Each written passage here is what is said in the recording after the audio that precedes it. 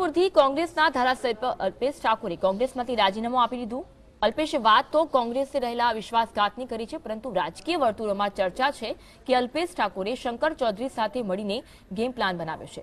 લોકસભા ચૂંટણીમાં બનાસકાંઠા, સાબરકાંઠા અને પાટણમાં ઠાકોર ઓબીસી મતોમાં ભાગલા પાડવા ગોઠવણ થઈ છે।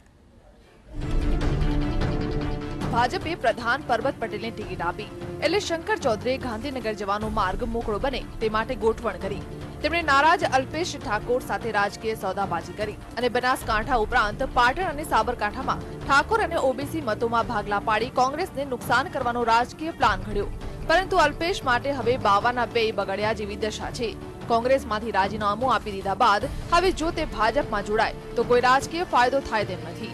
આવી દશામાં અલ્પેશનું રાજકારણ બનાસકાંઠા પૂરતું જ સીમિત થઈ જાય તેવી સ્થિતિનું નિર્માણ થયું છે। પરિણામે અલ્પેશ ઠાકોરે ઠાકોર સેનાના નામે શંકર ચૌધરી સાથે હાથ મિલાવ્યા છે।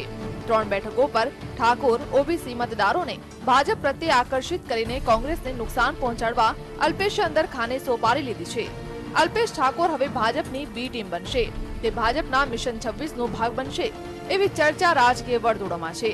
અલ્પેશે ઠાકોરોના પ્રભુત્વવાળી બધી બેઠકો પર ઠાકોર ઉમેદવાર ઉભા રાખવામાં આવ્યા છે, જે કોંગ્રેસના વોટ તોડશે। Bureau report.